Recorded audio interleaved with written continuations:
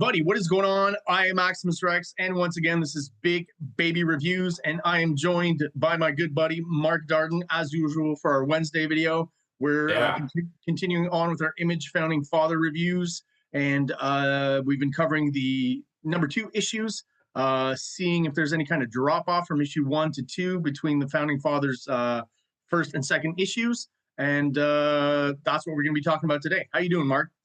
Yeah, I'm doing pretty good. Yeah, it's been an interesting run so far. I mean, Youngblood number 2, a little better than Youngblood number 1. Probably the best art of the series, a little more story.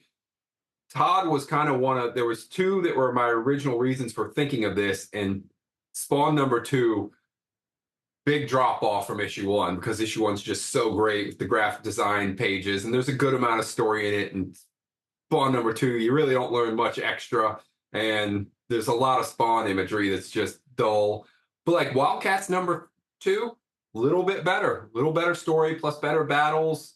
Shadowhawk number 2 is the revelation where it's like, oh wow, quite a leap forward. Yeah, huge step up in the game. The inking's so much better. The backgrounds and story he was already good at, but keeps that going. Obviously, Savage Dragon just kind of continues to plot along. We don't get a lot of new information, but it's just as good as issue number 1.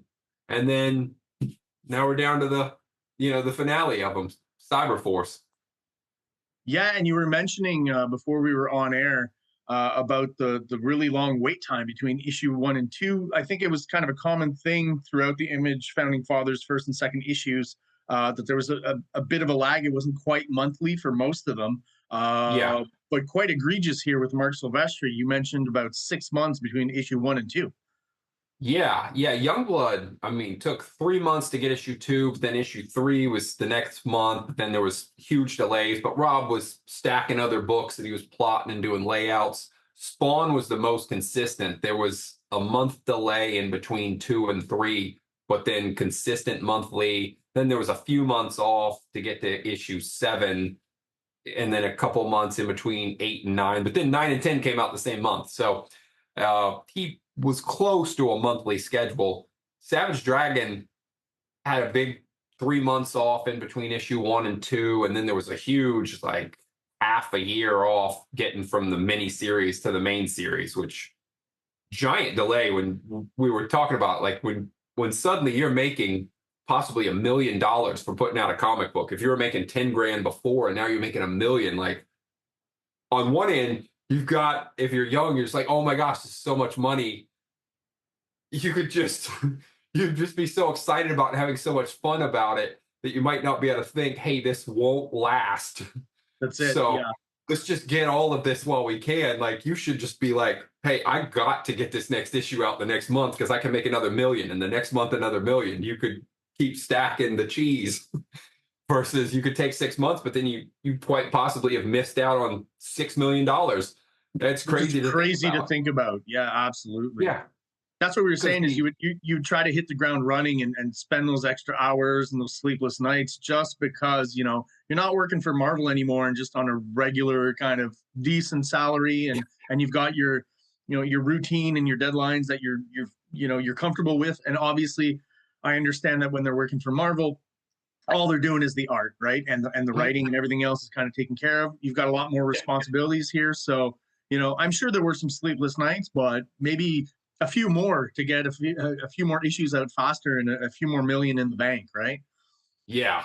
Oh, sure.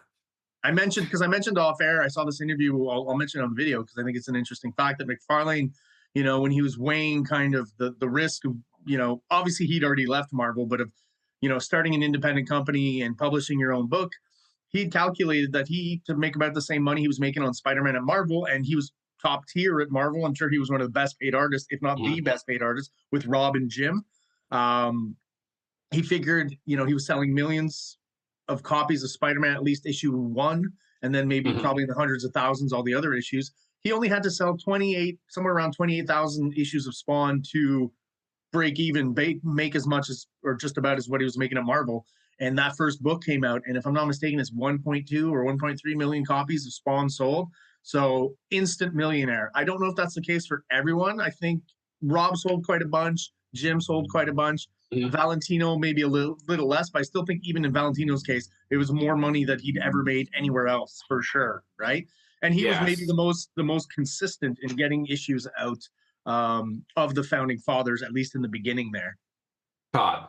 Todd was Todd the is still most. more consistent. Yeah, Yeah.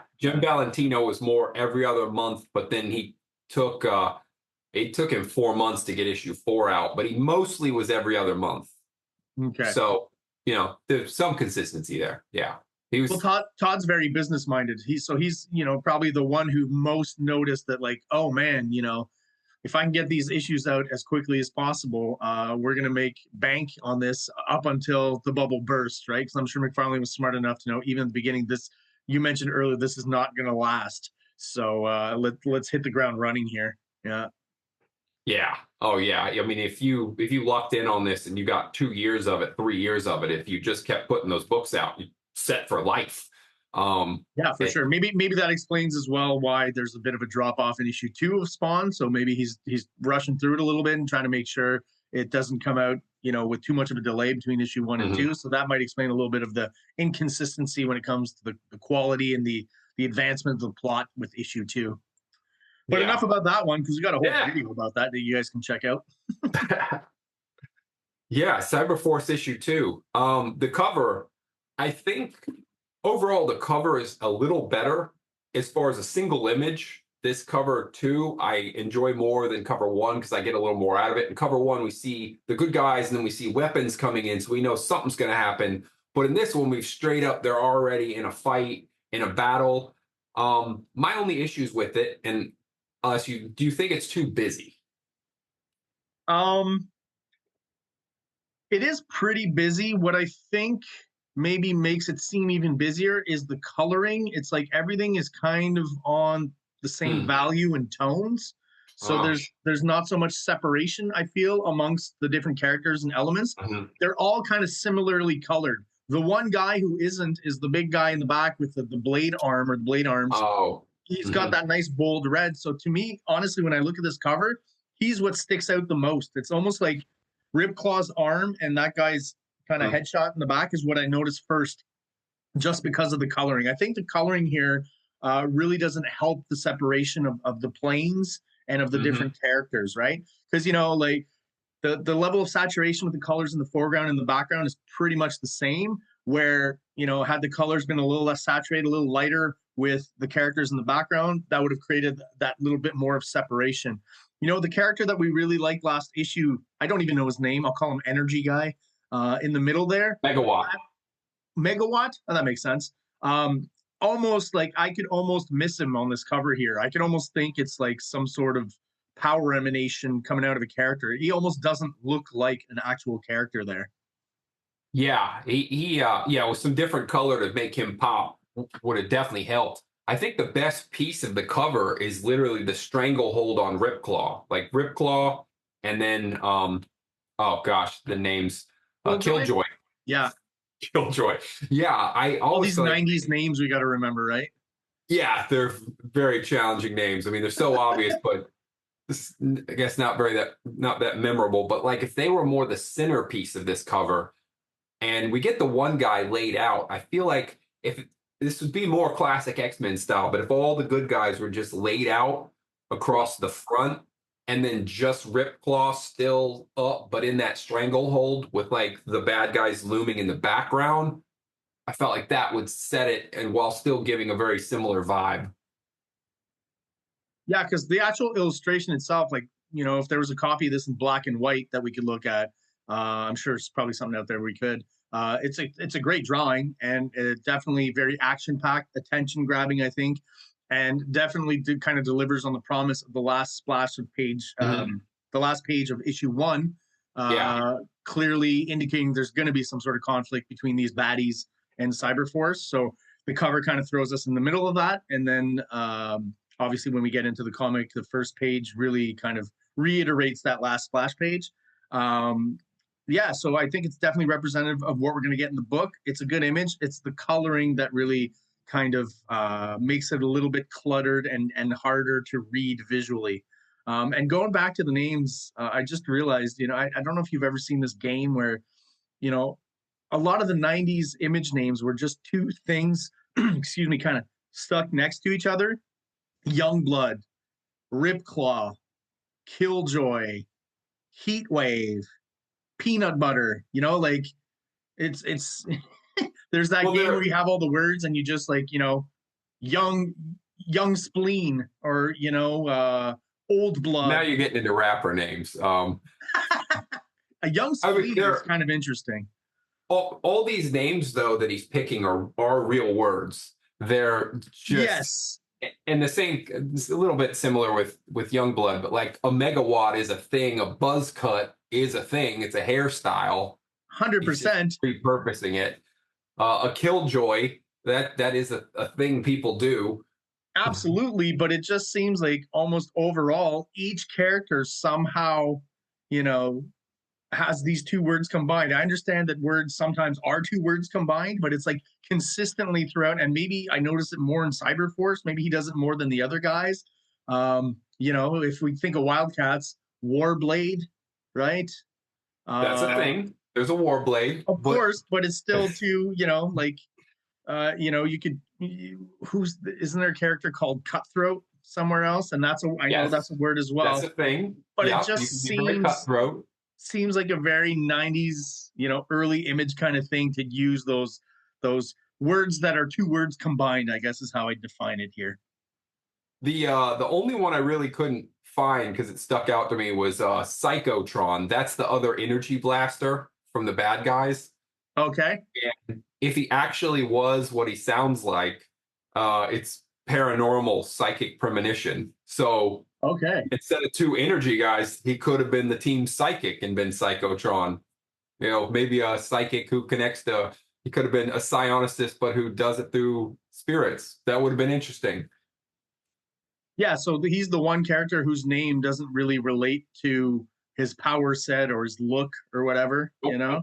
Yeah, no, yeah, Megawatt makes sense. Ballistic makes sense. She shoots guns. Killjoy, I don't know. You're trying to have a good time and she ruins it. She ruins. Whatever. She's there to ruin your good time, I think. Buzzcut. They don't have a scene of Buzzcut giving anybody any haircuts though. He used to be a military barber, I hear. Sure. Yeah. No, that would be a good connection to his background. He could, you know, when the recruits come in, kind of like in the Stanley Kubrick movie, not Platoon. Like a Full Metal Jacket. Full Metal Jacket, you know that scene where all the recruits come in, they're cutting their hair. Yeah, he could do three haircuts all at once. Could, yeah. Very efficient. The military likes efficient. Get him and Stryker in a barbershop together. Okay. They get rid of that mullet pretty quick. Let's I guess start talking about page one. Yeah, let's get page one. Yeah. So yeah, as I said earlier, the kind of almost splash page, the second panel here, basically reiterates what we saw. A redo of the splash page of totally follows upon the end of issue one. But I feel like if you compare that to this, man, that last splash page of issue one is way cooler than this image here. Not that this is bad in any way, but there's just something much more kind of evocative of that last splash page. To kind of repeat it again here makes sense, put us back into context for the story. So I'm more than okay with that. Something I noticed on this first page, and it kind of annoys me throughout this comic, is, again, we talked a lot last review of issue one about Megawatt. It's Megawatt, right? Yeah.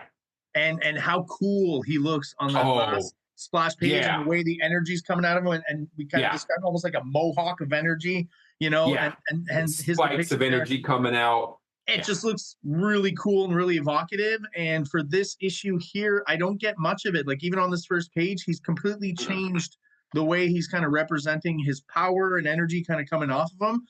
Not that it's bad in any way, but it was just so much cooler in that splash page. And I wonder if he figured it's just kind of long to do or to render or something. I know also that's like on the cover here, there's like a color hold on the black ink, right? So here on the cover, we can see that everything that was black ink is blue. But then on this first page, you can actually see the black ink line. So I don't know if just for expediency's sake that it was just too much trouble to do the color hold or whatever, but he's kind of toned down Megawatt, and he's really become way less interesting visually. Yeah, it's far more similar to other energy characters with just some energy wafting off. He does show up with his older appearance in some of the panels, but it is a disappointment to see him with such a dull appearance compared to that like wild spiky look that he had before. Also, I mean, other reasons that this image isn't as good. The guy with the blades are less prominent than they are on the previous issue, and they take the really large guy, Psychotron, as I was speaking. They make him bigger in this one, so Okay, his he's more, proportions all of a sudden got bumped up a bit. yeah, he's more predominant. They also kind of similar to what they did in Wildcats, where they had that one giant face shot that was so unnecessary. It's like we don't need as much real estate for this facial reaction. That could be just a smaller panel up in the corner, and then keep more real estate for showing off the bad guys. Um, Yeah, a lot of big close-up shots of Velocity in issue 1 and issue 2. I noticed it's kind of a thing that comes back a lot. It's a really big shot of her face. Yeah, and I suppose also instead of repeating, they could have advanced a little bit, like just move forward slightly, have them spread out something rather than just a complete repeat of the image. One thing that's weird, they give some stats on Velocity, Yeah, and unless they're trying to make the point that she's not been well fed, like they've been starving her at this facility, yeah. 120 at 5'7", that is on the edge of like you're just barely healthy. Of like You're almost general, anorexic or something. Yeah. yeah, Pretty it's lean. very close. That's very tall to be that weight. So maybe not the best stat to give. I also thought on this cover they really should have had and we're running into this problem ourselves. They should have had the villains' names up above their heads, whatnot, to remind everybody who they Yeah. are. We just met them last issue in one page, so they're just not established well enough. And did they mention the names in that splash page? No, they didn't. So So it's throughout this they issue, are. that they kind of introduce the names, I guess, when characters are talking to each other or something. Yeah, they kind of throw them in during the battle, but it'd be so much better. We just like it's a comic book. Like just go ahead and you just plop them in. Now we Yeah. know who they are. Then when you reference them in battle, we're not like trying to connect the dots. We give us an easy lead here. Draw us a map. Help It's us out. comic Help book. us out a little bit. Yeah, for sure. For sure. Yeah, even movies do that sometimes, where characters show up and they get a little title card or something. An intro will pop up where they just lead the viewer along a little. And especially in comics with, it's a visual medium with images and words. So, it just makes sense to throw that in for sure. Mhm.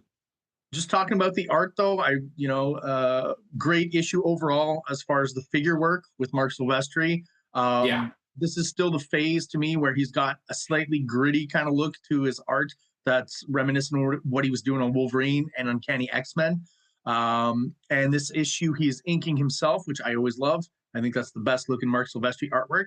And I don't feel quite, because the cover's inked by Williams, so I don't really see the disconnect that I'll see later where Mark Silvestri starts to, as he gets inked by Williams more and more, it seems like he starts to resemble, his art starts to look more and more like Jim Lee's. Still feel like he has a distinct style here, even though on the cover he's being inked by Scott Williams. I could almost believe it's the same inker on the cover and on the interiors. And that look I find is still quite consistent and not yet quite, emulating the Jim Lee thing that he'll do a little bit later. When he came out, and I guess I vary an opinion on this. When this issue came out, I was used to seeing Mark Silvestri for X-Men, and he had who was the inker he had on X-Men, and then Dan Green, he was also inking him on Wolverine. And so I was used to this much rougher style that looked so different from Jim Lee. And so then when I saw his art here, I very much got the impression that he's just going, oh, shoot, that's selling really well. I'm going to do my art like that, which is also impressive because as an artist to be able to change your style like that, I mean, that'd be like if you're a sports player and you change what moves you make and how you play, to change how he drew, impressive. But I really kind of missed that style. It made it stand out. It's it definitely gets a little bit more West Coast and cleaner in the inking style when he moves over to Image. 100%. Dan Green was a little, I don't want to say rougher, but maybe he was using a brush, I feel, and slightly thicker lines and more organic looking maybe. And there's something maybe that harkens back to maybe an older style, like a Buscema kind of style on Wolverine and on Uncanny X-Men, maybe more of a traditional Marvel kind of inking style. And then, yeah, I guess he decides, well, I'm going over to Image, might as well ape what's popular at the time. And clearly, Jim Lee on X-Men and then, early Image and stuff is selling really well. So, I guess he decides to move into that kind of West Coast hatchy inking. And again, here, I still, again, feel that even though he's doing that a little bit, we still got that character that's specific to Mark Silvestri's art. But as we move along in Cyberforce, he will start aping Jim Lee more and more. And there's issues, again, I think with Williams inking him, it exacerbates that and brings that to a head even more so. All right. You want to, let's go to the next page. Page 2. So the PDF is different from the comic book. We talked about this in the original comic book. The colors for the characters and even the even for the background stuff, all of the primary colors aren't there. There's just the background wash that exists. Even the word balloons aren't colored in. So it's a cool looking shot, but since the word balloons aren't colored in, it's clearly not done on purpose. It's too bad it's not, because it's neat to see the line work like that and then just have sort of this effect. And it's just something that we don't associate with Image, just doing kind of a monochrome green full panel like that, which again was kind of, I remember as a kid, going through it, it was kind of interesting. Like you said, there was something to it that was kind of different and fun and kind of setting the mood, I guess. But like you said, clearly when you see that the word balloons aren't white and they're green, like, it's a coloring mistake. Sometimes things are mistakes and we don't know. So, we get used to that and we kind of like it. So when we see it a little bit different, it's kind of jarring.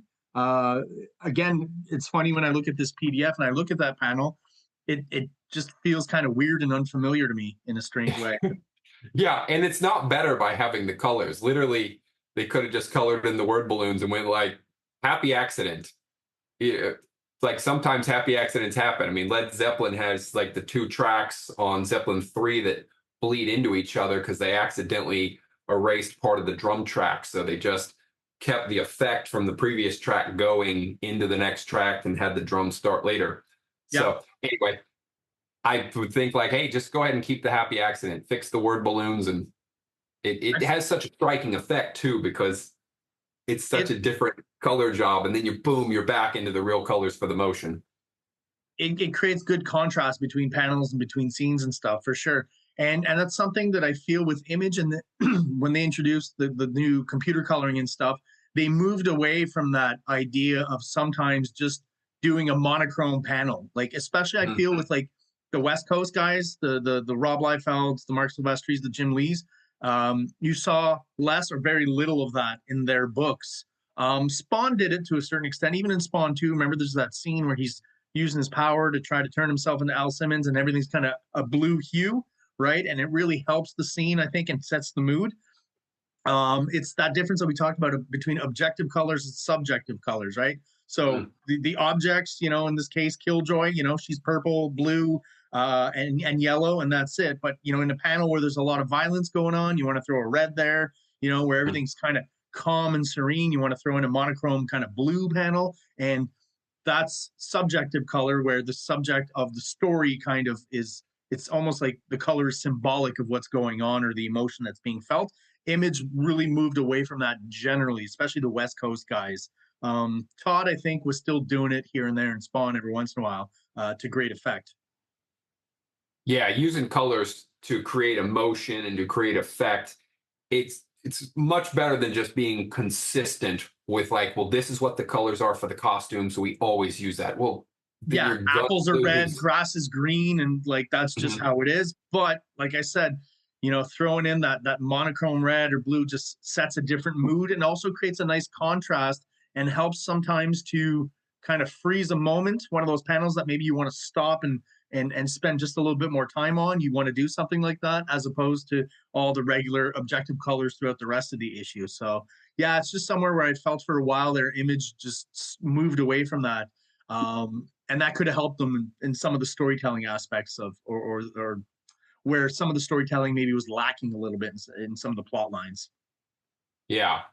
Quick point. I'm just going to say Mike's doing a good job on the lettering, because we've noticed in some of the early issues, like especially Youngblood, where they didn't have a consistent letterer set up. And there's been, Shadowhawk had some issues where it seemed like they were using some pre-cut word balloons where they didn't always line up. Letterer here is doing a very nice job. I'm just noticing, like, hey, stacking it behind figures, stacking balloons on top of each other so you know what the order is. Like if this one's a little over this one, you know, this comes first and this comes second. So I do think he's doing a good job. My major curiosity on page 2, story-wise, is you've got a character who's running. And in the first issue, they established that she was running all over this area so fast that they were trying to catch her. They were trying to, corner her in and be able to surround her. And then she takes off running here. And somebody goes, oh, ballistic, just throws a blade. And I'm like, okay, so a pitcher can throw 100 miles an hour. And you got to throw faster than the person's running to close the gap. Yeah. So what's her speed? Like if she's running, say, at least 200 miles an hour, like she's going like a fast Lamborghini, 200 miles an hour, pretty dang fast. So what is she throwing, 300 miles an hour? Well, wow. Mark, she does have a cybernetic arm. Right. But her whole base isn't cybernetic. Like, no, I agree. It's their whole body into it. I mean, they've got a stance. Their whole body comes, flinging forward to make that throw happen. It's not just the arm. I mean, it'd be more realistic if she went to throw and like just threw her arm, like, oh shoot, all the muscles attached to that just got pulled. Like, and she did also have time. You could argue in issue 1 maybe she wasn't at top speed because she didn't run for so long and she was tired, starting to break down. But here she's had time to recover, so you would assume she's close to top form to be running at full speed, right? Yeah, good point. Got some meals in, got a few naps. Yeah. I will give credit to Silvestri once again for the cool kind of technological backgrounds on this page. At the top panel there and the panel at the bottom where Velocity, stumbles. And just because as we go through this issue, there's very little of it. Again, we talked about how long it took for this issue to come out. So maybe Silvestri's got other things going on and is really rushing to get this one done. Yeah, I do have a theory though, because we've talked about before how there's still a few issues of Wolverine in and around the time of CyberForce #1 when it came out. He was still working on Wolverine and putting out a few issues there.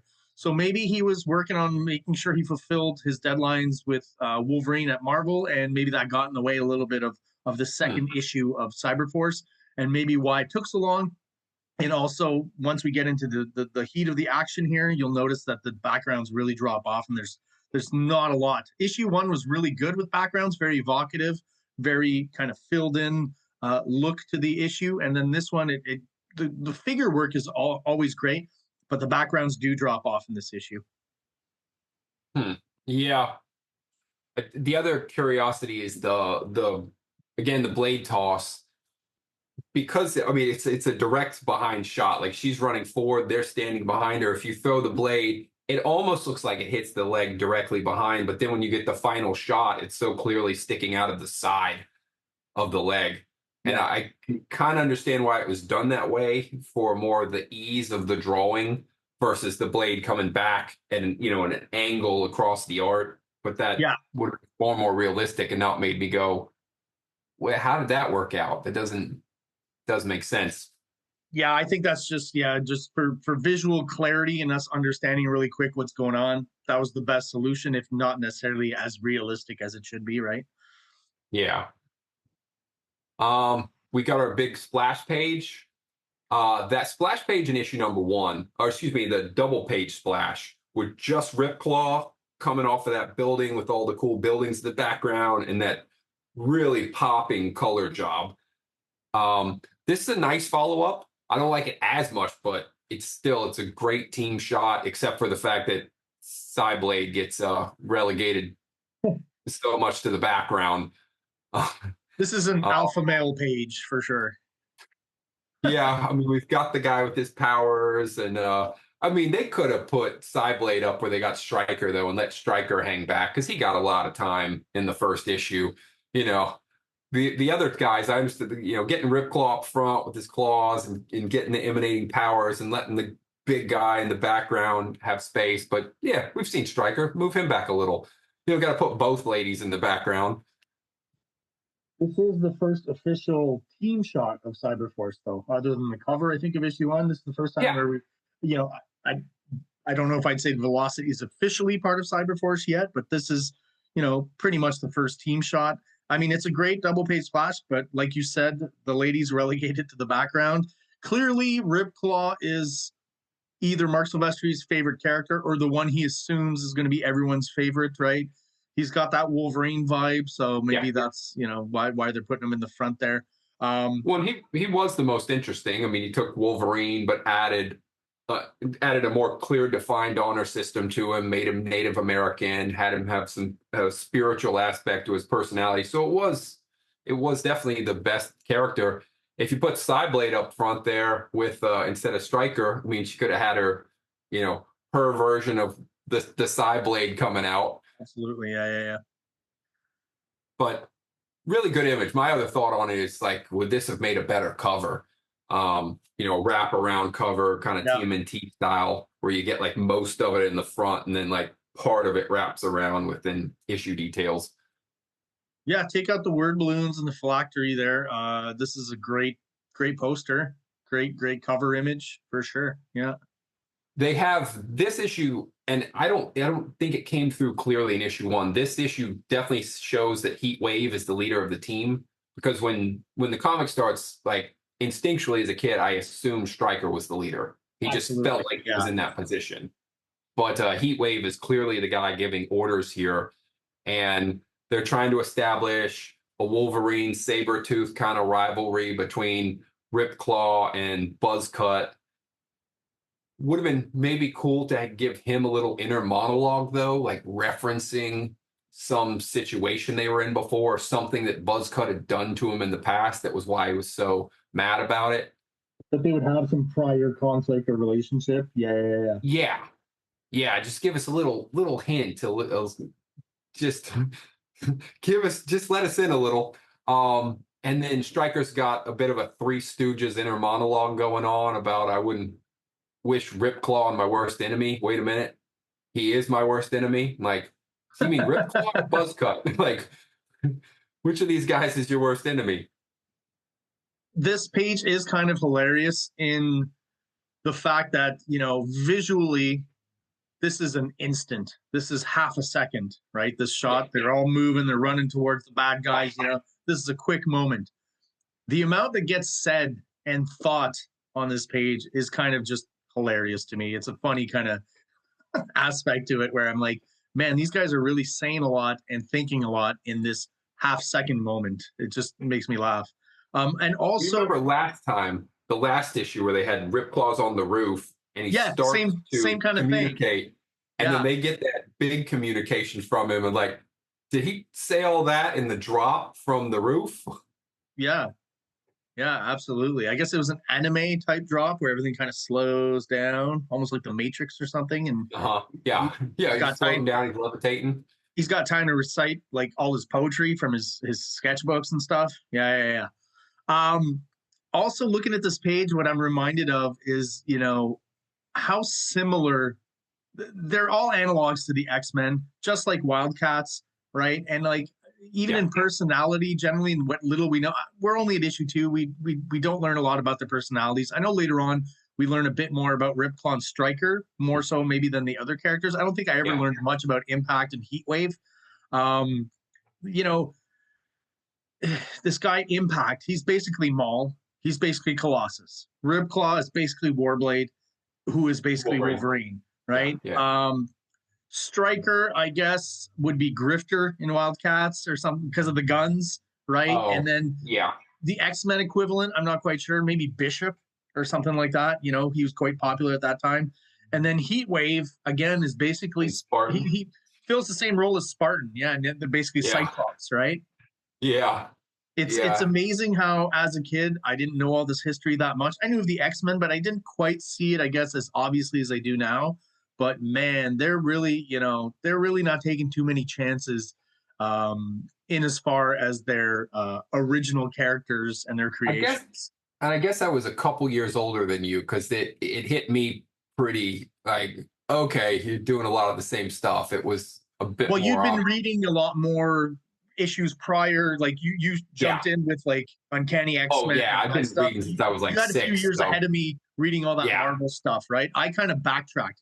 The only Marvel stuff I'd really read before this was like a few X-Force issues and the X-Men stuff by Jim Lee. So I didn't Oh, see it right away. That's about when I kind of somewhat started collecting, was around the time of X-Men #1, X-Force #2, right after Todd. Like I didn't yeah. know anything about Todd until I saw Image, right? Because he had just finished with Spider-Man 16. And I was buying off the Mhm. newsstand, so it was hit or miss, right? I wasn't getting necessarily every issue that Marvel was putting out. So after a while, though, of backtracking to get all my favorite Image artists' issues of X-Men and Spider-Man, then I realized, wow, okay, I think I've said it before. I feel like the most original character of the Image founders is probably Savage Dragon, right? The most different Mhm. from what he had been doing prior, I Yeah. think, right? And not quite like any other character. Yeah, that Yeah, makes a lot of sense. If you just got into comics on the beginning of Image, then yeah, of course, this is all just new ideas to you. exactly. Yeah, Makes yeah. total sense. It'd be. Can you imagine if somebody was like reading DC comics and they showed it to a historian and they're like, "This is all just Greek mythology. These are literally just the deities." Seen this Exactly. before? This is just mythology. Yeah, yeah, yeah. Yeah. Oh, let's move Kudos on the on. background, though, on that page. My last comment, because from this Oh, point, from yeah. just repeating what I said before, but because you'll see on the next page, the backgrounds really do disappear for a whole sequence of this whole Oh, conflict. yeah. I mean, from the previous issue, we know they're in the base. The base gets attacked, and we're seeing shots of the tunnels. Yeah. So they don't do a lot to reestablish it. They It just, is established, so that's fine. I'm okay with it, but I do find it funny how, like I said, once you switch to the next pages, you'll see how little backgrounds there are for this yeah, whole next sequence. we get into a fight. Yeah, this is another one. This double page spread, this long panel up at the top with the good guys and bad guys facing off. Like, what a cool cover image that would have been. It would have needed to be a fold out or a wraparound, but like that's such a more like dynamic face off than what we got on the cover. Yeah. I mean, it's definitely old school style X-Men face offs, or like you would have seen in like the New Teen Titans, like how George Perez would do it. Like Yeah, you've got each Jack Kirby side. did this a lot. Yeah, yeah, yeah. It's a Yeah. pretty common composition, but they use it for a reason because it's effective, right? Yeah, it's like two teams, like when they line up on each side of the football before the play starts. Like Yes. Yeah, yeah, yeah. you clearly know. Now they did give Megawatt his spikes and energy, so he really stands out again as an expressive character.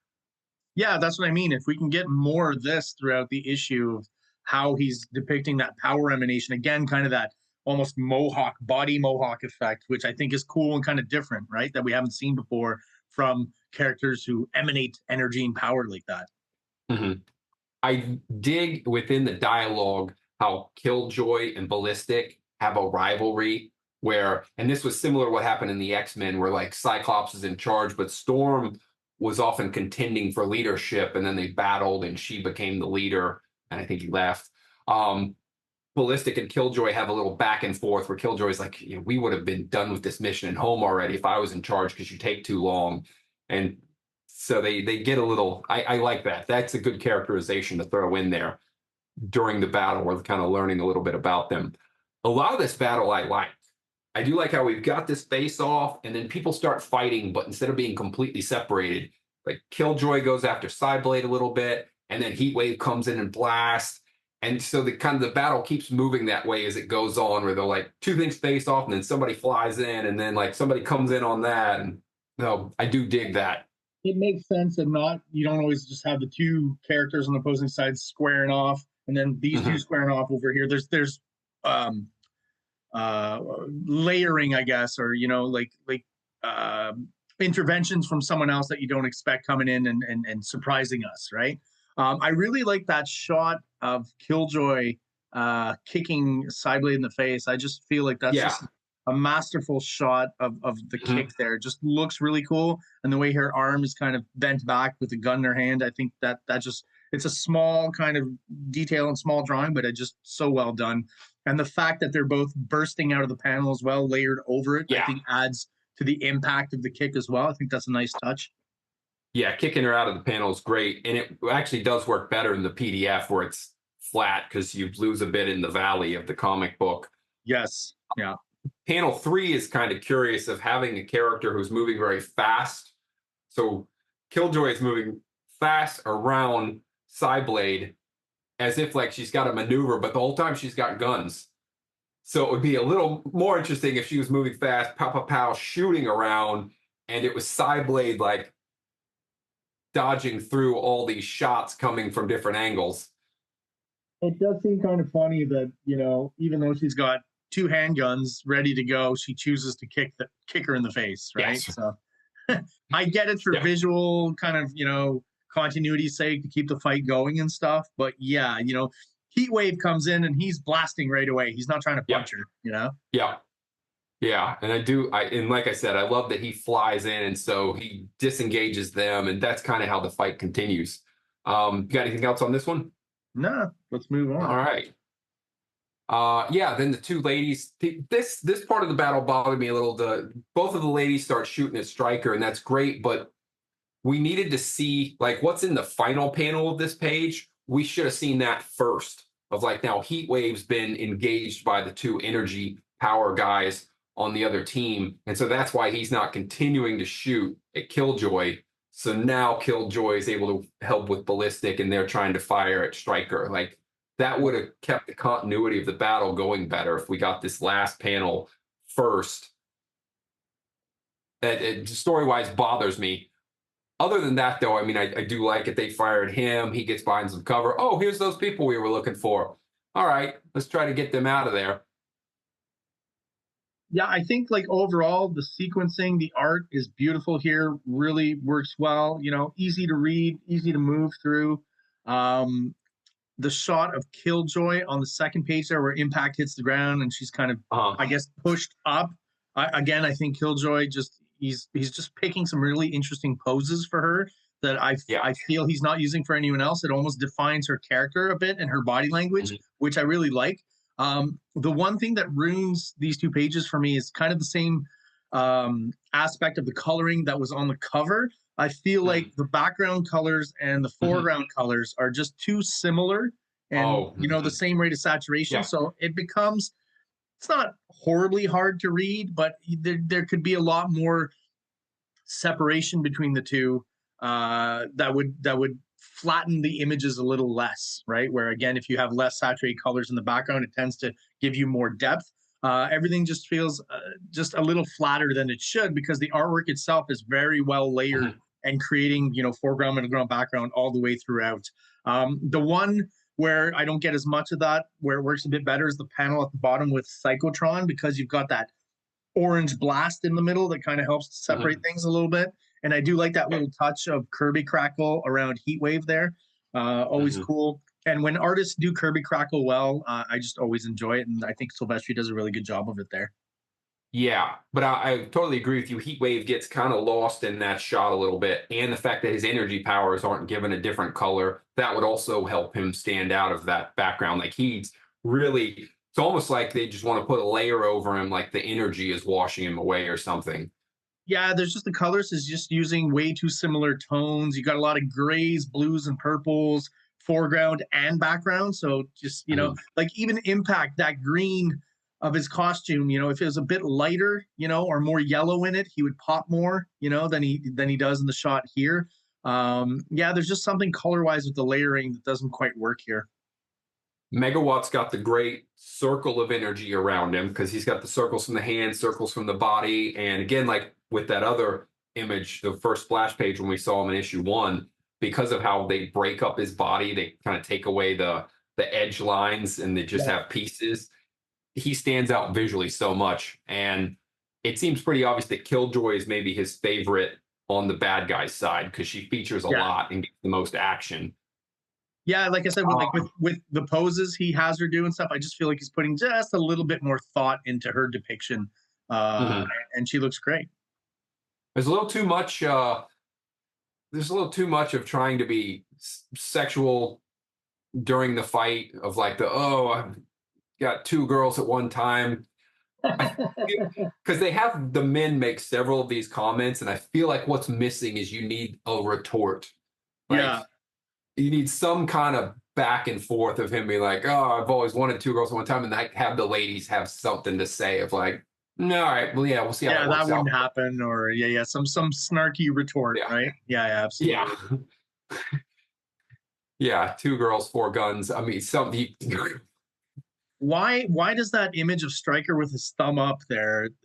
There's something a little more memorable about that. Was that published in Wizard, or like I feel like that's a little more, like kind of an iconic image for some reason. I remember it being used somewhere else, and it's bored into my memory just more so than some of the other visuals here. Yeah, not sure. My last thing on it is they get into in the final panel. They're like, we got to get to the jump shot, and no editor's note, nothing to say like what the heck a jump shot is. Because basketball, jump shots shooting a ball. I mean, if they said the jump spot, then I can still mentally connect that that's your part of your exit strategy, that's the pickup spot. But jump shot just makes no sense. You've got to define that. Put an editor's note. Tell me what that means, because we have no context or prior knowledge from issue 1 or something to go like, oh, I know what that is. Yeah, you're absolutely right. Yeah, jump zone would work. I mean, well, jump zone is where you jump to get into a place. But anyway, I'm like, I think as a kid, I was like, is that maybe some sort of teleportation spot or a pickup spot or something? But yeah, we don't know for sure. It's a little bit confusing. I do want to mention, because I always like kind of talking about the sound effects as well. Most of these are pretty fitting, I think, on this page. The one that kind of makes me laugh, I mean, it works, but when impact hits the ground and it says crack a dang, I just for some reason, crack a dang just makes me laugh. Yeah, no, that's definitely a funny one. But yeah, the energy guys getting the bzzz, ta-boom. Yeah, that works. That works, right? Yeah. Pachow, pachow for the guns. Pachow. I can accept pachow, no problem. Or it's PC how. Pick maybe. Yeah. I don't know. All right. So the next spread, I don't know if we'll do it. Oh, there we go. This page I like. My only real beef with it is, since this is supposed to be their big battle, like these are the two guys, you try and tell us that they've got this rivalry going back and forth. They're the Wolverine Sabretooth rivalry. That's what they're keeping going. I think that these 3 panels don't give us enough. I think that they should have cropped it more and got us another 3 panels in, because we need a back and forth. All we get is a face-off. The Wolverine character, Ripclaw, just immediately slices down on Buzzcut. And then as we see in the next page, he then just gets him again and it's over. Versus, I felt like we needed a back and forth, like Buzzcut gets a shot in, Ripclaw gets a shot. Then maybe they get that samurai kind of thing where they both get a shot in. Maybe Ripclaw's cut. Buzzcut's now missing, the limb. So he's like, I got a scratch on it. Yeah, well, you just lost an arm. And then somebody else comes in and, an energy blaster or something separates them, so we don't know, like, oh, well, who was going to win that? I think that's what we needed story-wise. I agree that the sequence should be longer. There should definitely be more of a back and forth between the two, because you don't really get a sense that Buzzcut is kind of a worthy opponent to Ripclaw here. Ripclaw gets rid of him, or at least incapacitates him pretty darn quickly. So more of a retort back and forth would have been better. You've got the space. It's almost like a double page splash that's been mismanaged. But again, I wonder if that's having to do with Silvestri saying, man, I really got to get the second issue out. So maybe that's one of the reasons he's doing. This to me is kind of like when people talk about Image just being splash pages and very kind of weak on storytelling and sequences and stuff. Maybe this is an example of that here. And another funny detail here, that Ripclaw's just using his middle finger to slice at Buzzcut. I Yeah. feel like that's intentional, kind of an Yeah. FU kind of moment, right? Yeah. Kind of, I don't want to say subtle. It's not that subtle. We notice Mhm. it, but I don't know how interesting that is, honestly. Like, with the Max, I like it because there's something Yeah. tongue in cheek about it, but the fact that it's always there, right? With the Max, that's just how his hands are. Um, Here, I can't imagine a moment where if I had claw hands, that I would decide, I can claw at you with 5 claws or just the one. You know, it almost feels cheeky. Yeah, when I look at, so like panel one doesn't need to be that big. Like everything that's in it, the information could be a small, like standard 6 panel page size panel. Same with the last panel. The information that's in this panel three, you A really lot don't need smaller. Yeah, this. absolutely. Yeah, way smaller. And that would have easily provided 2, 3 more panels to like lengthen out this fight. They really kind of needed they needed multiple pages, like 4 to 6 pages for their battle. But just by better using this 2 page spread, they could have got a lot more information in. Yeah, I do find I like that first panel. I don't have such a problem with it on its own. I like what it establishes. I think it's a Mhm. cool shot and everything. Yeah. Had it started with that, and then this kind of second 2/3 of the page have more panels and have more of a sequence, would have been Mm. better. I feel like Ah. that's the best image on this page is that first one. Okay. Yeah, I see what you're going with. Of keep the long panel, but then instead of Break blowing it up the down. second one. Mhm. Exactly. Yeah, yeah, yeah. Yeah, I see You your could point there. you could almost take that second panel, shrink it down to the second bottom half, the panel on the right, shrink it to the second half, and then have that whole top section to work out your sequence. And like we said, maybe a retort where from the first panel, Ripclaw, slashes and misses in one panel, Mhm. Buzzcut, retorts, slashes them across the back or something, Yeah. and you can just, like you mentioned, just have a bit more back and forth so that we feel that Buzzcut is actually a threat to Ribclaw, where here we don't get it all. Ribclaw just overpowers them and gets rid of them real quick. Yeah, we should have seen them both get hurt and not know who's going to win and have the fight broken up so that when the rivalry is established and then we can see them again later. Yeah. Um, I do love the colors in panel three though, with the purple background, really Yeah. makes the actual blade cut pop, and you've got kind of the green liquids color wise. It's very nice. All right. And then, yep. So yeah, then panel four, after cutting his arm off, just double fist him in the stomach. Is that the stomach?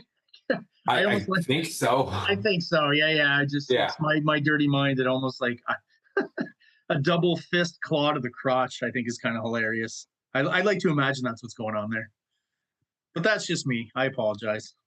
Yeah. Then they've got a bit of a fun, like you get one sort of calm panel as she's thinking of Velocity's thinking about the fact that people are coming to help her and they don't really know her, but they're just doing the good thing, the right thing, just Bonding. cause. And then you've got like Ballistic gets the drop on her, and then Stryker gets the drop on her, and then it carries over to the next page. I think it's Megawatt gets the drop on him. I like that back and forth. Um, they try to also set up a bit of a, like a, not a relationship, but some kind of an interest, a spark between these two lead. Well, they're not both the leaders, but I thought they were. The two A people with the cybernetic arms, just kind of like, oh, little bit of a there's sexual tension there. Yeah, some kind of a connection. a Yeah, slight. Yeah, yeah, yeah. yeah, good. It's yeah, they're all good imagery, art pieces. Again, they might have shrunk this down to get more in because of how the battle like resolves quickly, as we'll see in the next couple pages. Yeah. I mean, I do like the basic composition of the page on the right. The paneling on the left, the kind of sequence that's worked out there. That's really nice, easy to read. We understand what's going on, and then you know, just having the two characters on that negative space of the page makes for a nice design overall for that page. I really like that. That's one page where I wouldn't complain necessarily about a lack of backgrounds. I think that works well.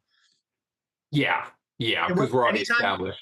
anytime you've got close-ups like all these panels here of Ballistic, with velocity, and then Striker with the gun behind her. You know, there's so little space for the background that like I'm totally fine with close-ups like that there is no background. Yeah. And then having the final panel as an open Kind of open panel. up, yeah, Yeah. keeps the focus on the two characters and works really well. Yeah. So then it's a Megawatt then gets the drop on him. But then instead of, you've got this classic issue of like, there's really no reason that they wouldn't take him out unless they've got, they don't give a good explanation. They don't really have laws against it, or do you have rules? Is it Morals, like yeah. Yeah. The only thing is, again, we kind of maybe through how she looks at him or something, get the like, okay, she just kind of likes him a little bit. So she doesn't want to kill him, even though that doesn't strategically make sense based on the fact that this team has shown up twice or like already prevented them from completing their objective. And now they're battling them again. If you're the bad guys, why aren't you taking them out? Well, yeah, because you know you could think obviously if you don't do it now, he's going to become a problem in the future. But again, with her little thought bubble there, we'll meet again, Mr. Striker, and when we do, I want you all to myself. So that's to me with what's kind of been established on the prior page where we said there's kind of a little relationship or maybe a bit of sexual tension or something. I would wonder, does she mean she wants him all to herself to kill him? Or to, you know, snuggle and make out or something. I don't know for sure. Oh yeah, for combat purposes, obviously. Yeah, or maybe she's just into the rough stuff too. So a bit of both together. So then we get Heat Wave just flies in, grabs velocity, gets her out of there. So things keep happening very quickly. And then the other heroes apparently have just kind of like finished whatever they were doing. So then Ripclaw and Psyblade and Impact are suddenly rushing in. And they're like, okay, we just have to go. And Megawatt just does some kind of blast, and then that's it. It's just over. So I think they really lose the pacing here, where they needed a few more pages for this of like show them extracting, maybe show like a couple of them drop back. She's got several shooters. I mean, this team has almost all people who shoot weaponry. Yeah. So between their two gunmen and their two energy blasters, they really could have done like a military style, like take a position, blast while the other group drops back. And then they start blasting and you drop back, and they could have had a strategized retreat, get away, then done a blast of like, have, you know, like basically have the tunnel collapse behind them and get away versus just, oh, there's a blast. And that was that. And that's it. Yeah. They're not showing us the consequences of some of the action and some of the stuff that's happening for sure. I want to mention again, Megawatt. Here's another example on the page where like in his depiction, I find it inconsistent where, you know, the shot at the bottom of the second panel of the first page is kind of whatever, you know, all of a sudden the color holds a lot brighter for some reason. I don't feel it works quite as well. Just like at the bottom of the second page. Again, I don't like that depiction too much. But then in that panel where he's kind of very threatening and seems like he's projecting some energy, I think he looks really cool there. So the visual depiction of him is somewhat inconsistent, unfortunately. And also, is Impact always kind of in that running shot? I feel like we see that a lot, that top panel there. Yeah, I feel like that's a shot that we get a lot of throughout the series. Obviously, he tends to run into things, so I guess that makes sense. But there's a cool sequence of that, actually, I think, in the next issue. So when we review that, I'll talk about that. Yeah, I do wish we just saw their extraction a little better, just for storytelling purposes. Let me know how they got out of there. Instead the jump of just, shot. Yeah, they don't have a magical portal.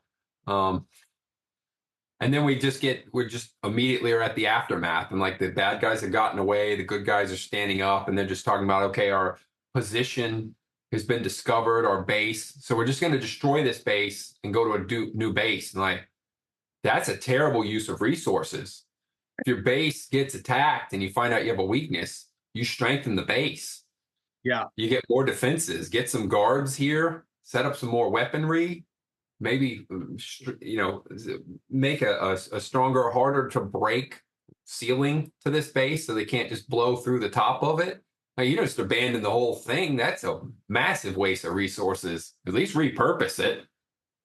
You know. Yeah, I was going to say, these bases don't come cheap, man. It's got to be millions and millions of dollars, right?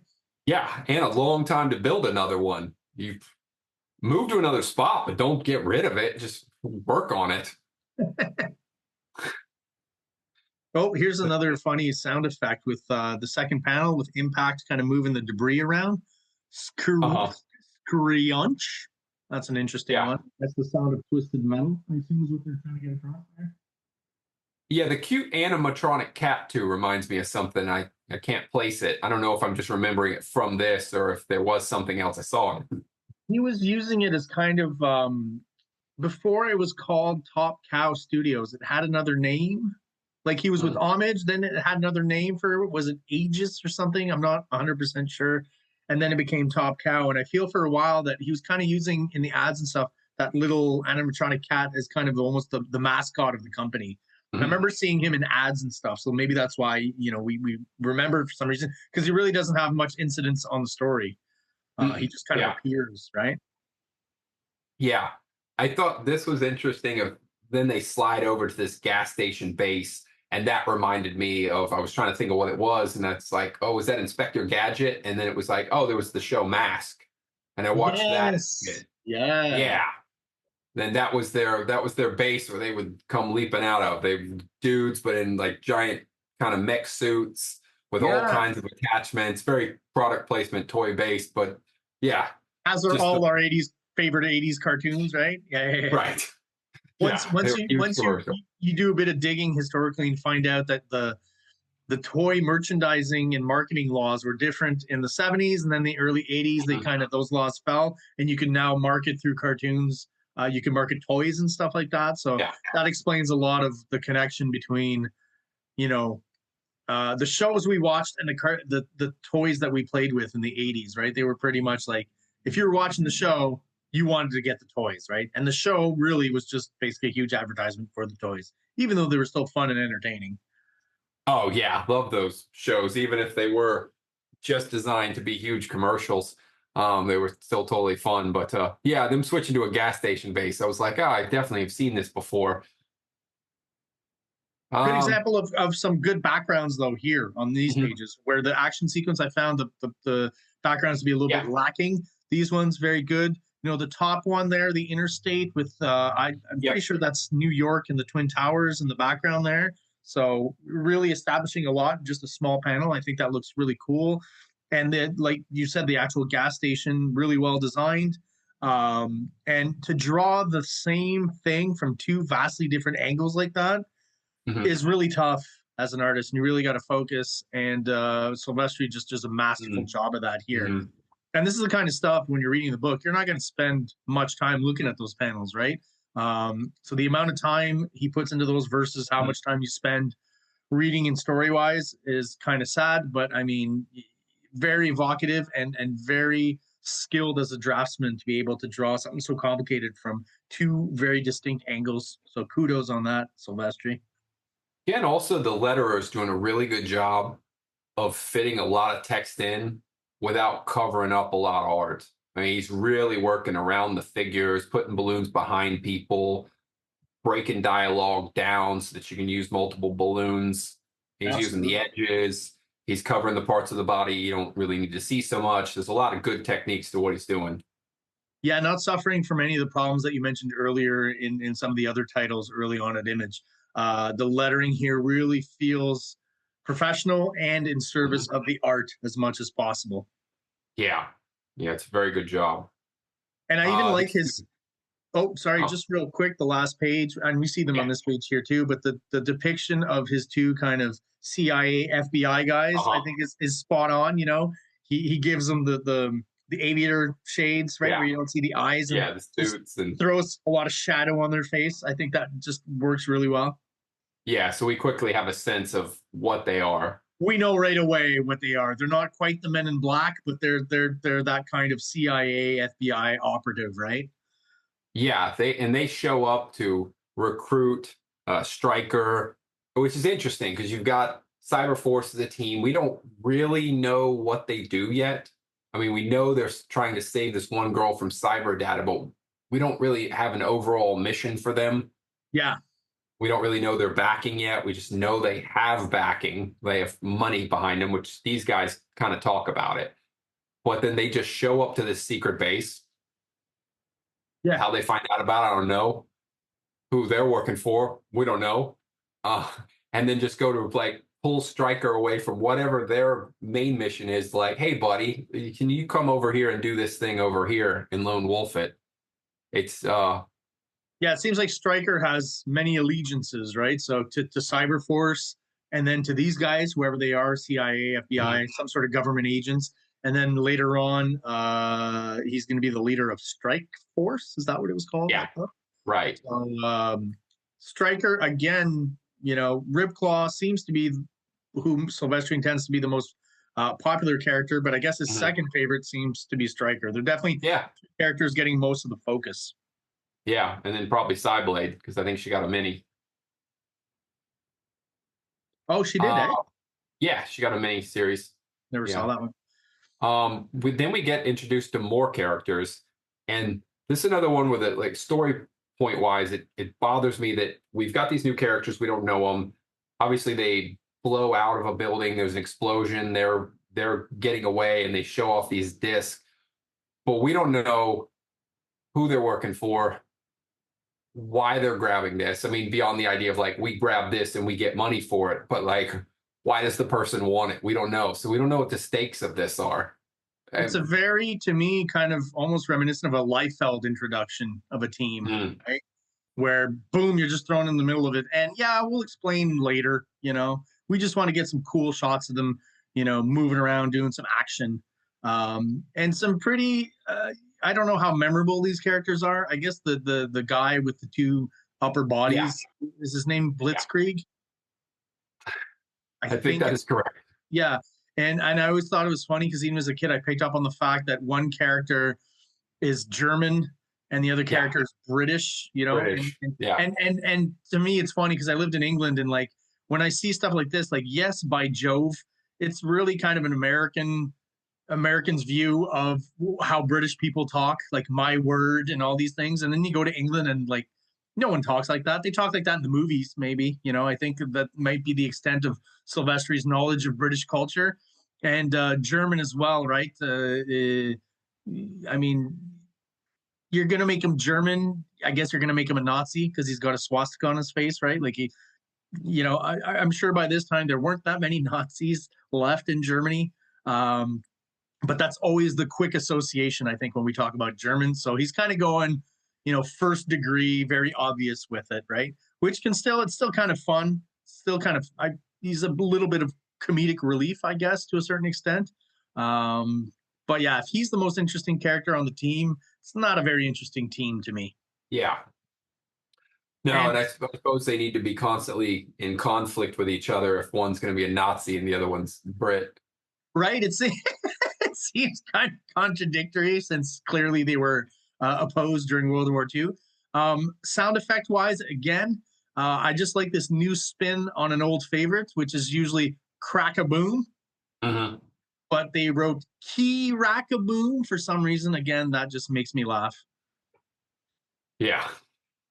Yeah, I think, and this also seems like a Chris Claremont kind of thing, except that Chris Claremont would have given the information for why we need to remember this, why this will be important later. What's this subplot have to do with anything else? You'd get a little bit of narration, right, to accompany the dialogue of the characters to kind of explain a little bit of who they are and what they're doing. Yeah. Yeah, we'd have like, here's your main story that you're following, and then like, oh, boom. Now there's also this other thing. Oh, well, what's going to happen with that? Okay, now we're back to the main story. Yeah, more about that other thing. We don't have enough information to care about this or to even contextualize it and put it into its place within the story. And it's not like there's not any room. Top right there, you've got some negative space. Middle left side there, you have room for a little bit of that. But yeah, plenty of space to discuss it. Now, there's this funny page here, company men. Yeah, great silhouettes of the company men. We really don't need a lot of details on their suits. Them just being, just an outline in the background works very effectively. We get the shot of like Mother May I on a screen, so we know she's connected because they are talking about her. Stryker working out his 3 bionic arms is just hilarious. Yeah, it's I get you're trying to show that he's strong, but the cybernetic arms work as well as they're gonna work. It would make sense that he'd be working out the rest of his body, like trying to create a strong base. But But can you unless make that's cybernetics stronger and develop more cybernetic muscle fibers? Like, obviously we're talking about comic books and fantasy and stuff. I get it. yeah, And I get kind of, I feel like maybe he's doing it a little bit tongue in cheek. Like he kind of knows it, but he's like, yeah, it still makes for a funny, kind of cool image to have, him because of the three arms there, just lifting tons of dumbbells, right? I think that's probably what he was going for there. But yeah, yeah, the it makes visual of just no sense at yeah. all. No sense at all. Yeah, I mean, he could have been like lifting on just the right arm and then had one of the left arms mechanically working on one of the other left arms to improve it. Yeah, like repairing something, Yeah, or yeah, like two arms work on one arm while he's like mentally Yeah. still got the focus to lift and like, oh, we're doing this over here. So, but I I do feel like get, he's conscious of it though. Like there's a little bit of humor behind it. uh-huh. Maybe I'm wrong, but I feel like that's probably what's going on here. But it Yeah, does, just yeah, getting it the makes for massive a funny image dumbbells. for sure. That does I, make a lot of sense. what I also like on the splash, you mentioned the shady government guys and everything. With what little space he has around the main figure to establish the background on this Yeah. page, I feel like he does a masterful job. The little bit of background that we get, very evocative. At the top part, and even just that little section at the bottom left. I already get a great sense of the space that he's in, and I think it works really well here. Yeah, yeah, we get a staircase and we get handrail and there's Railing, the background, screen, some all kind of that. tech window or something. Yeah, You we can get a see, screen and there's a little more workout equipment in the bottom left. you can tell that the room continues behind the stairs there. So yeah, very very Yeah, good. yeah. My only other issue with it is they're recruiting him. We don't really know why they like what's the end game for going after Mother May I? Like what is his purpose? Like is because the mayoral race, is cyber data involved? Like give me a little more reason to know why he has to get in there and it's just kind of left hanging. Yeah, it's all kind of just painted with a almost like in Wildcats, it's painted with a wide brush what the actual conflict is and the reasons behind it. Right? Takes they hit the ground running with these books, but one of the gripes with Image is that they don't focus so much on story and establishing the why of what's going on. Right? Like they kind of do it, but you're like it's kind of nebulous and you're not 100% sure. And I think a lot of it relies too is we talked about how these books obviously dovetail, plot wise, character wise, off of the stuff the guys were doing before.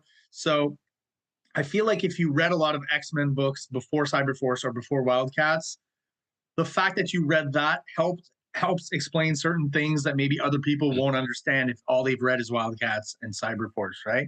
They're kind of relying a little bit on the X-Men's, continuity and backstory to clue you in here on what's going on, right? Yeah, your understanding of that comic you're just going to draw on that to fill in the blanks because it's so similar, to a certain extent. They're like, maybe they feel we don't need to explain this because these guys probably read X-Men and kind of get it, but that doesn't mean everyone has, right? Yeah, right. It goes back to like everyone's like this comic is somebody's first comic. Yeah. So you've got to explain it to them. Color wise, with the three panels having just the green background, little dull. Yeah. The silhouette also is interesting because we get so little information. It almost looks like a Savage Dragon silhouette because of the fact they black out the whole top. Yeah, it's almost like it could be anyone other than Stryker, right? It could be so many characters here. Yeah. You don't get anything that is distinctive to Stryker. Maybe that bottom kind of left area is meant to. I'm not even seeing multiple arms really. I'm seeing kind of one arm and yeah, it's a little confusing. We understand obviously because of the sequence that it is Stryker, but it's just very non-distinct. And Stryker, I guess if you're drawing his silhouette, what makes him distinct is those three arms on the one side and maybe the ponytail. So if you found a way to kind of work that in there, that'd be a little bit better. But you're right. Or if they'd done the other side of the face and they could have got the red drawn the cybernetic part in, left that kind of highlighted. Yeah, you're right. That's funny that you mentioned it now that you mentioned Savage Dragon. It's almost like that's all I can imagine now because of that word balloon that's covering up, the forehead and stuff. I could almost Yeah. imagine the fin behind there. Yeah, because of blacking out that whole top area rather than cutting off and getting back into background. Yeah, I do like that they establish that Stryker has his own motivations. Like they say, "Hey, we want you to go do this," and he's like, "Okay, I'm going to do it, but I'm going to do it because I have my reasons why I want to go in there." Yeah. So, do like that. It's a nice character touch. Uh, Such a wacky sequence. I mean, they take this person who's been targeted for capture. You know, she was being chased. They got her away. They tracked him to the base. Now they've had to run to a new base, and yet she's just out going to get groceries. Hasn't Yeah. changed up her hair. Isn't wearing an outfit to disguise her. Still got the streak. You know, like No make member of yourself a little less CyberForce. conspicuous. No member of CyberForce is with her to be like maybe her bodyguard or excuse me, like a security or anything like that. Yeah. She's with the kid. You know what I mean? Yeah. Like what's he gonna do? Even though later on we learn he does have certain abilities and he's a cyborg and whatever, you would think they'd be a little bit more cautious for sure. Yeah, and Timmy doesn't have the moment where it's like, oh, he's a little kid who happens to be a cyborg, and then he just sort of like morphs into a weapon and starts blasting or something. He's not that kind of cyborg, right? Yeah. But the fact they don't try to disguise her look at all. I mean, she just ends up accidentally kidnapped. The bad guys are still looking for her. Like, you gotta do something about the hair. It's too obvious. They do a very kiddish moment though, like drop an orange and Timmy runs into the street and the guys who are trying to get away with the disc just it's weird that they just make a hard turn to not hit this kid and smash into a vehicle, but then immediately jump out of the van, kidnap the children, smack one of them up. And like, where's your line of morality here? I feel like they would just be like, oh, shoot a kid, bam, just go ahead and hit him. She could have been like, Timmy, no. And then like, oh, he's a cyborg. Okay, he got up from that. They could have been like, oh, shoot, hitting that kid smashed our van. The engine's wrecked. What the heck? That's not a regular kid. So he could have achieved the same thing with a little more thought out story. And then that would be more reason that they might grab Timmy. If they smashed into him, he wrecked their van because he's a cyborg kid. And then they're like, well, shoot, what the heck's going that might be something else that's valuable. Let's grab him. Yeah. And this girl ran over here real quick. Smack. These might be additional things we can sell. It would make this make more sense rather than it being so random. And I mean, ultimately, really story-wise, they crash into this car, but then later on they drive off with the van. So really, once they crashed here, they could have just, backed out and then just drove off and not had any kind of actual interaction with Timmy. Well, they switch vans. Oh, they do switch vans. They wreck their van, so then they grab the green van that okay. So it is wrecked. Okay, wrecked. gotcha. Yeah. I missed that bit. Yeah, they did wreck the van. I see your confusion there. Yeah, because we don't really see. Well, we get a little bit of the outside of the van, but they start. Oh yeah, they do explain it here. Yeah. It's another weird sequence where they made a big deal about they blew their way out of this building. They grab these discs. It's supposed to be valuable, and then they just have them sitting on the center console, just out in the open with the hostages. They're not thinking very logically or strategically at all. Like, this is so valuable. That's the thing you need to secure. That should be in a box already. It's like strapped to your leg or something. In your jacket pocket or keep it close. Very much vest, would want to secure this so someone can't just pick them up, which as it is, Timmy does and then swallows one of the discs, which we don't know why that matters still because we don't know what's on it or even a clue of what the value of it is. There's also weird, slightly sexual back and forth with the Splits Creek brothers, where they're like fighting over the hostage, and it was like, okay, we'll split her. I get the top half. Like, so again, an underage girl. Maybe we'll make that reference. Well, they are bad guys, I guess. So when you again, they wouldn't hit a kid with a van, but. Yeah, no, I see where you're going. Yeah, where do their morals lie? I don't understand their motivations. they're kind of good, but then kind of bad, but then you guys really are kind of bad, but then I don't. Confusing. I do love this setup for the end of the issue.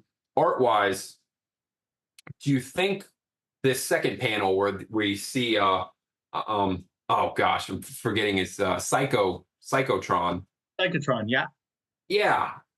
The crop is very tight. I was gonna say, definitely should have pulled the camera back and have everything be kind of in frame. The van coming in from the side and cropped out, that works. Mhm. Definitely feel like, you know, you could almost shrink Psychotron, push him back towards the background a bit so we get the full figure. I feel like this last page is probably just, again, he's got to get this book out, right? We haven't gotten a CyberForce book in 6 months. Got to get it out. And I do feel like this last page is just dashed out a little bit, right? Maybe not so with the first panel, it's fine. But the second and the third panel really feels like he got this done in way less than a day. And was just happy to get it over with to be able to get it published and out there. Yeah, I'm looking at it, and they could almost have effectively done it without even using Psychotron, like the "Hold on, everybody, we got company," and panel 2 could have just been blast of energy coming at the van without him in it. Because I mean, it's sure it doesn't take a lot of work, but I do love panel 3. Just the silhouette I think of it looks the van. Full silhouette, a bit of a Frank Miller kind of thing going. It works really well. But obviously it's also much faster to draw that panel. So it's it quick, works. but it's effective. Oh, it totally works. The weird panel really is panel 2. It's just a weird crop and like proportion wise with the van and stuff, he just looks huge. Like Transformer size, really. Yeah, he looks like he's taller than the van. Because he's supposed to be further away, but he looks bigger. That's why I feel if he was a lot smaller and pushed to the background a bit, proportion wise, it would make more sense, and he would be within the frame. It's just it's an odd proportion and odd crop on that panel. Yeah, and then the final thing they tell us, Pitt's coming next. Yeah, and of course. Originally, it was going to be Bedrock was going to show up. Okay. Yeah, but they decided to go with Pitt, which again, Pitt was so pushed. I mean, he's so barely not a founder. He had a pinup in Spawn 2. He had the preview in Youngblood 3. He shows up in Cyberforce. I mean, they pushed Pitt so strong. It's like, you know, he's the fifth Beatle kind of guy. You know, he's that guy who's like not in the band, but it's like their friend that they go co-write songs with, or like the producer who really is helping with the music. He's you know, where Wolverine was kind of the you know, the master guest star at Marvel, where like, oh, we need more sales on this book, let's have Wolverine guest star. Pitt kind of filled that role for Image. And at this point, I guess Pitt #1 has come out at this point, right? I don't think it has. I think this is another part of the preview. I can pull up and check real quick, but because he also showed up in Gen 13. Yeah. And showed up in the Max eventually. For 2 issues. So yeah, he really made the rounds. It was pretty impressive. There was a lot of buzz for Pitt even before the book came out. There's just something about him. Obviously, Dale Keown being an amazing artist. All the art and the promo stuff that we saw was great. And the character, again, you know, not that original, but kind of had a different look from the Hulk with the hair. And he's kind of like a heavy metal kind of monster, I guess is how I describe him, right? Yeah. Pitt. You know what? You're right, because Cyberforce took so long. Yeah, because Pitt was like Pitt January, right? Yeah, Pitt #1 had come out, and this Cyberforce #2 is 2 months later. But that's because it took 6 months to get Cyberforce #2 out, so it should have beaten to the market. So Cyberforce 2 comes out, Pitt's already come out, the Max comes out the same month. Yeah. So far behind. Insane. Yeah, Pitt really made the rounds. It was good. Yeah, very interesting how much he popped up in everybody's stuff. But he's a big, cool character. Like I said, he had that same kind of Wolverine energy as a guest star at Marvel. Pitt, everyone for some reason wanted Pitt in their book. Yeah. Well, the PDF doesn't. That's it. I'm just looking at the issue if there's anything at the end there that's kind of interesting. I mean, we Yeah, I got mean, you get a got a lot letter of letters page, page. got some In fact, fan the art. issue's so far behind. You get a 4-page letter page. Although with these, We yeah, get a really bad death blow advertisement where the you know when they squelch the art, they either stretch it. oh, Yeah, I always yeah, hate his when they face do is that. much leaner. You're Yeah, right, and they so didn't need to annoying. do that I hate when because they do that. Yeah. yeah, and they did it to the eye as well. I mean, they should have just made a smaller eye and let the art be proper Someone size. someone in the design department messed up and probably did it at a different format and then decided just to Oh, squeeze it. Um, hmm. yeah, unfortunately. And what else? This is a Yeah, weird ad for Wizard. I don't know how successful. Wizard, what does it say? A magazine so good, magazine so even good, even cows cows like like it. it. That's just very odd Oh, to me. Oh, look at that. The yeah, camera's like auto zooming for me. yeah. Seamus Farms. Nope, nothing about it. I'm trying to think of what the comic they would be trying to connect to. Are they trying to connect to Far Side? Yeah, is there a Uh, reference here that I'm missing, or I yeah. don't know? Then we That get Stupid. The ad for which Stupid. which was a really Very fun fun book. comic. Yeah, I Great remember. art in that comic. Yeah, and the double page splash. I always thought that was hilarious. In the middle of the book, Spawn is tugging on his cape, and his Uh, cape is caught in the middle because of the staples of the book. I just thought that was such a hilarious gag. I loved that as a kid. yeah, Kind yeah. of kind of a fourth wall kind of thing, right? Yeah, there was because there was a parody press and they were doing a lot of there was a number of companies that were doing parodies of what's going on in the early 90s, and it was smart on Image's part to go like, we'll just put Make the our letter. own, yeah. Yeah. Yeah, because they did that one. They did Splitting Image as well, so they got in on it as well. Yeah, so many. I remember this artist Bill Mouse or Maus. He did so many of those parody books. The Mox for the Max, Spune I think was Spawn. There's a whole bunch there. Yeah, Yeah. And it was a smart thing to do too, because Marvel regularly, I mean, they had the What the comic. yeah. They would do their jokes about their own stuff. So yeah, why not make fun of yourself? Well, listen, Especially if you can do high quality. if all these other independent companies are doing it, then they're being fairly successful with it. They're probably selling books just based on the fact that they're parodying very popular books in as much as the Image books are selling a lot. So yeah, it just makes sense for Image to do that all on their own. All right. So overall, would you say it's a tie between Cyberforce issue 1 and 2? I mean, there's some better backgrounds in issue 1, like you said. There's a lot of good pop and colors, so maybe there's a small dip there. But I mean, it's story wise, fairly consistent with issue 1. The story is still moving forward, although at a fairly slow pace, I guess. mhm. Really not that much has happened. But yeah, I mean, the art overall, other than a bit of a lack of backgrounds here and there, is pretty much consistent. Really, some great stuff from Silvestri throughout. Again, I do appreciate that he's inking himself. Yeah, I think I'd say pretty consistent with issue 1. Not better, not worse. And then issue 3 is going to be fun to look at because of that Pit cameo and Yeah. this one character who always was a background character, but we'll talk about it next review when we do issue 3, that I really liked the visual of, and I think we should have gotten more of them, but I'll save that for the next episode for Cyberforce 3. Yeah, I'm looking forward to Shadowhawk 3. I think that's another one. There's some good stuff. Yeah, Pit in Cyberforce 3.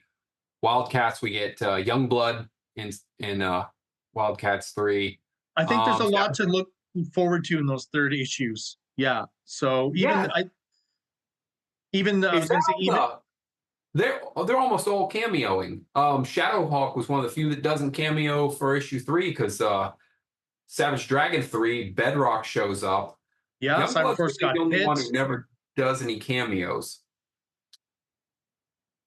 I guess because I mean, we did have Spawn in issue 2 of Shadowhawk, so I guess maybe Valentino got to it a little faster than the other guys.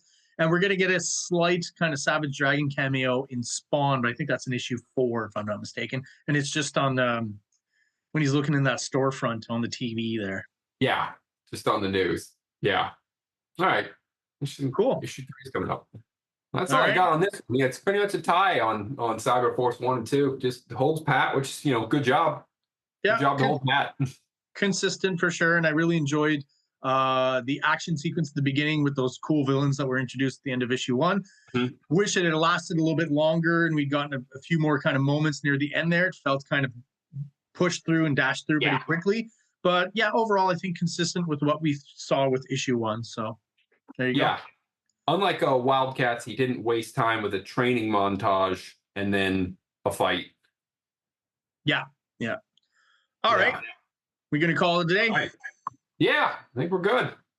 All right. Well, there you go, guys. That was our review of CyberForce number 3 by Mark Silvestri. If you're still watching the channel and you're subscribed, thank you so much. We really do appreciate all your support. If you're not subscribed, please do so below. It only takes a quick second, and it really helps the channel out, helps us grow, helps get us out there to other people who are into comic books, just like we are. Speaking of comic books, you can check out my stuff, Big Baby and STARCRASHER at KingComics.CA. And you can check out Mark's projects like Darkest Image. Yeah, and then Kayfabe Death of a Super, and I'm working on Guano Guy as well, right? Yeah, and that's on Big Cartel. Big Cartel. Mm-hmm. And the links, as always, will be below in the description for those, so you can definitely easily check those out if you're interested. Anything else you want to add, Mark? No, I think we're great, buddy. All right, we're done for today, guys. Thank you, everybody out there, for watching. Really do appreciate it, and have yourselves an awesome day. King Comics presents Big Baby, Volume 1, Issues 1 to 13, 204 pages of story and art. King Comics also presents StarCrasher one-shot, 32 pages, cosmic sci-fi surrealist adventure. You can find these fine comics at KingComics.CA, at MaximusRex13 on Instagram, or on Facebook, MaxRex or Big Baby. Like!